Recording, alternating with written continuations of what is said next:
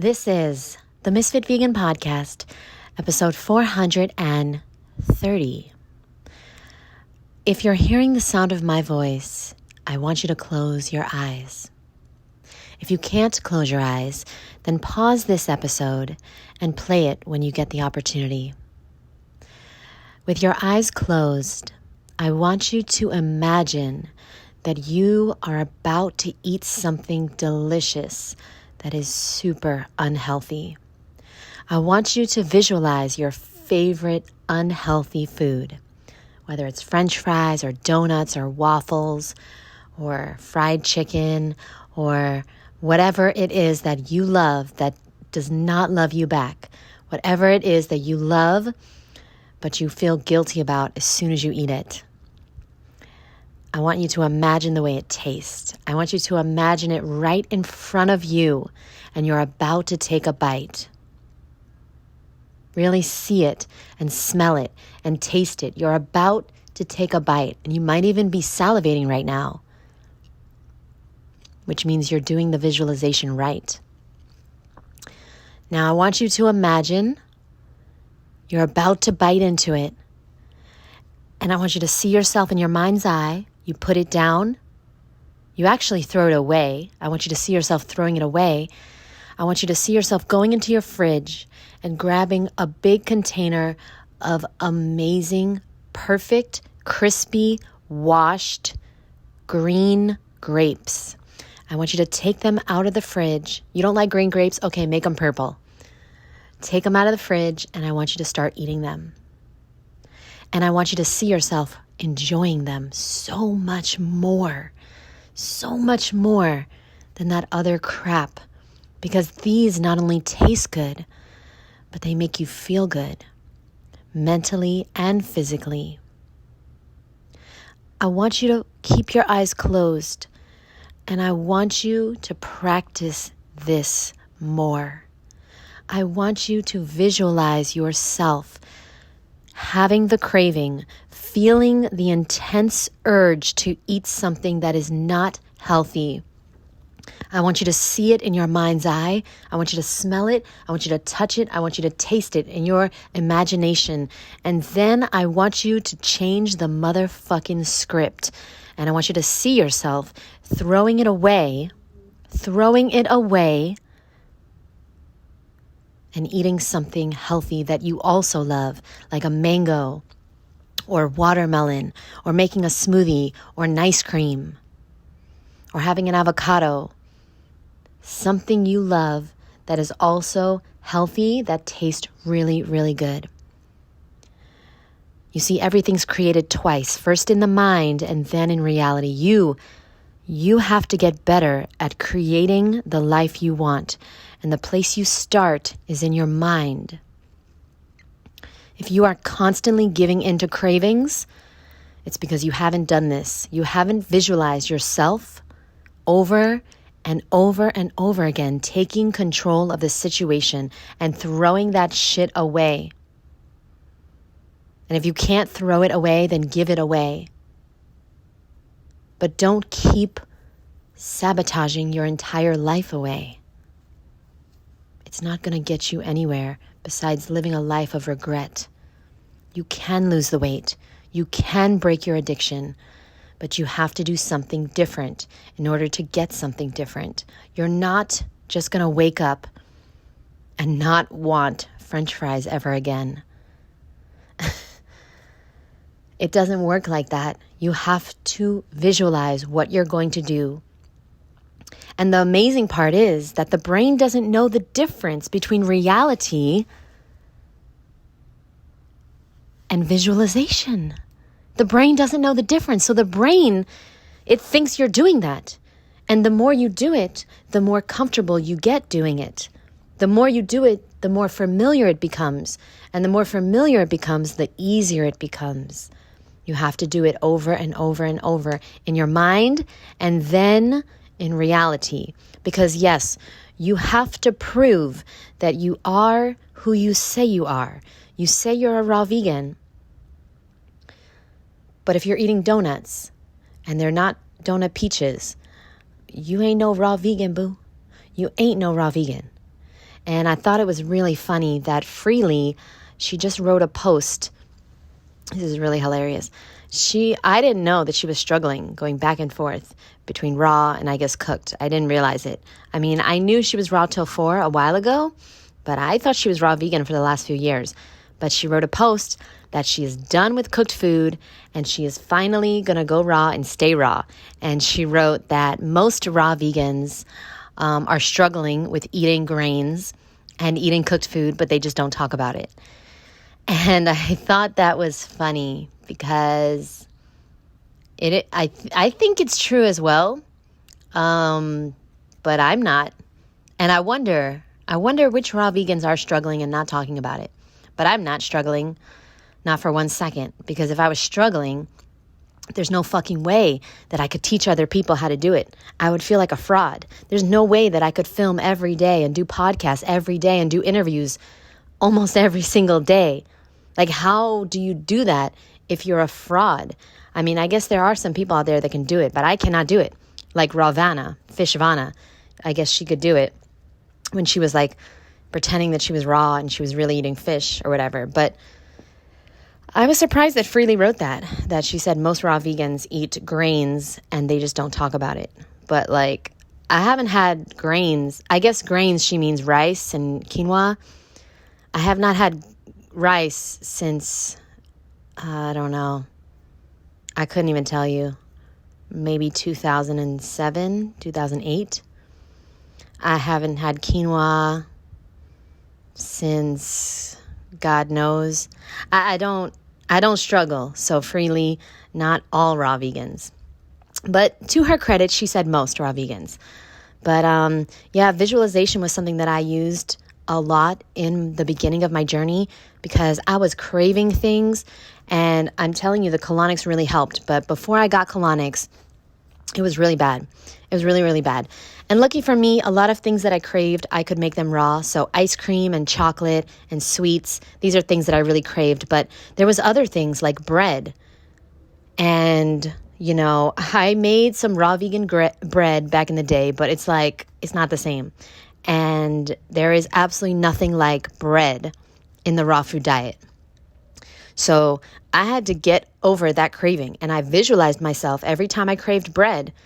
I had something that was filling, that was satisfying. I made some guacamole, you know, I had some nice cream, or I had, you know, just anything that I loved and enjoyed, but wasn't bread.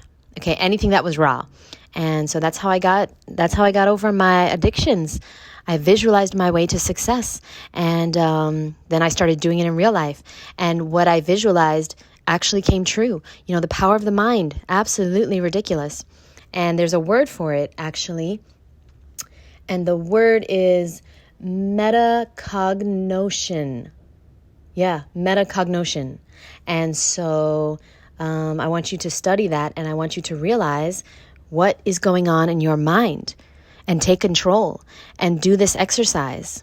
Do this exercise every day, at least once a day. You close your eyes, you visualize yourself giving into a craving, you almost give in. You're about to take that bite. You can taste it in your mouth. And then you throw it away. And you have something that makes you feel good, look good, and keeps you on a healthy path because you deserve it. Because the other food has zero control over you. And you're starting to realize it. And when you do not give in to that false belief that this food has power over you, that is when you will have the power. Remember, a few episodes ago, I talked about the Wizard of Oz. She didn't know. She just didn't know that she could click her heels and go home the whole fucking time. You just don't know that you can throw that shit away anytime you want. You just don't know that you have that power. And me sitting here in my house, and my roommate, she's been away for over a month. She's been in France for over a month. And the crazy part is that there's so much vegan junk food in this house. I don't even look at it because it's not my food. I know it's not for me. But in the cupboard, there's so much. There's vegan chocolate. There's granolas. There's all types of like bread and pasta. And what does she do? She likes snacks. So like muffins and potato chips. And there's so much that I used to love and anybody would love, right? Because it has all the ingredients to make it so delicious. The salt, the sugar, the oil, okay? It has the right combination of everything. But I can sit here and not want it, not crave it, not even look at it, because I did these visualizations where I took control over my life and my food choices.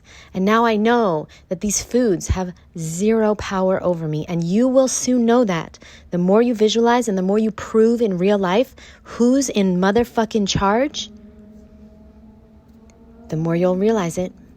And I want that for you. I want you to step into your power. You have the power to decide what you eat, what you say, what you think, and your attitude. You have the power. You have the power to stand up for yourself at home, with your spouse, at work, with your boss, with your coworkers, with your mom, with your dad. You've always had the power. You just didn't know it until you stepped into that. Like, have you ever left a toxic relationship? Maybe you can relate. I did in 2017. And before that, I did not know that I was in control of my life and I had the power to say, get out of my fucking house. I didn't know I had that. Even though I said it many times, but, I always retracted that statement and I always forgave him. And I always, I took control. I was in power. And then I said, no, that's okay. I'm so sorry. I feel bad for you. I love you. I didn't mean it. And it's really because I wasn't in control of my life. I wasn't in control of my feelings. And I didn't know that I deserved to be respected and loved. And I didn't understand that love doesn't hurt you. Okay, somebody that doesn't know how to love hurt you. I didn't know that at the time. I thought love hurts. Okay, I thought love means you're always there for the person no matter what, even if they disrespect you, even if they cross your boundaries, even if they call you a cunt, even if they make your life a living hell. You still love, if you love them, you put up with it because that's what love is. Love is hard, okay? Relationships are hard, and it's not true. It's not true. Relationships are supposed to be easy. Life is hard. Relationships are not supposed to be hard. If you're in a hard relationship, it's because that person or you is not in therapy, is not working on themselves, is not trying to heal, and is not trying to be a better version of themselves every day. They're not dedicated to self-development. They're not working on themselves. And they're not prioritizing it. And they're taking it out on you. Or you're taking your misery out on them. And it's a toxic situationship. It's not a relationship. And how did we get on this topic? I don't know, but we got here. So anyway, I love you so much. Thanks for listening. And if you're interested, I'd love for you to join my private community. It's called Ms.Fit Mondays. Every single Monday we meet, we talk about this kind of stuff. We do visualizations. We connect. We eat dinner together. Or depending on your time zone, you could be eating lunch or even breakfast. We have some people in there from all around the world. And Australia, we have somebody from Australia in there. And it's a magical place where you can come, connect. You can ask me any question you want. It's usually about an hour, but I stay on for as long as you'd like, as many questions as anyone has. So anyone that comes can ask anything and everything. We have also a private Facebook group called Ms.Fit Mondays. And you can, if you join the Ms.Fit Mondays private group, you get free access to the group. You get my course for free, How to Be a Healthy Raw Vegan, a 6-week course. You get that for free. And we also work out together Monday, Wednesday, Friday on Zoom live. So if you're looking for a personal trainer, you're looking for a nutritionist, you're looking for advice, you're looking for motivation, inspiration, community, then this might be the perfect place for you. So go to www.misfitmondays, that's MISFIT Mondays.com, misfitmondays.com. And you can check out the group. And yeah, I'd love for you to come and, join us, connect, and maybe you'll meet your next roommate, your next business partner, your next boyfriend or girlfriend. You never know who you're going to meet. And this is a great place to not only get inspired, but to get guidance and support along this journey. Because to be honest, it's not easy.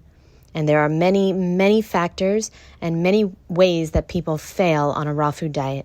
And yeah, for sure, one of them is community, not having people in your life that are also doing this, not knowing if you're doing the right thing. Okay, I just spoke about this on YouTube earlier today, the number one reason that I think people fail. So, I won't say it here. Check out the YouTube channel. And I'm going to do a whole YouTube on all the reasons why people fail, but I talked about the number one reason today, which I'm pretty sure that is the reason. I love you guys, and I'll see you soon. And start doing visualization. It will really change your life. Bye.